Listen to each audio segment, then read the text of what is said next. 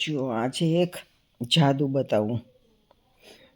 આ મારી પહેલી આંગળીમાં રબર છે. જો બરાબર પહેલી આંગળીમાં રબર છે, એને જાદુથી બીજી આંગળીમાં લાવી દઉં. જો હા, જો આવી ગયું. હવે આ બીજી આંગળીમાં છે રબર, એને હું જાદુથી ત્રીજી આંગળીમાં લાવી દઉં. જો આવી ગયું. રબર ખેંચું છું અને જાદુ થઈ જાય છે. હવે આ ત્રીજી આંગળીમાં છે, એને હું ટચલીમાં લાવી દઉં. જો આવી ગયું. કેટલું સહેલું છે જાદુ. તમારે શીખવું છે.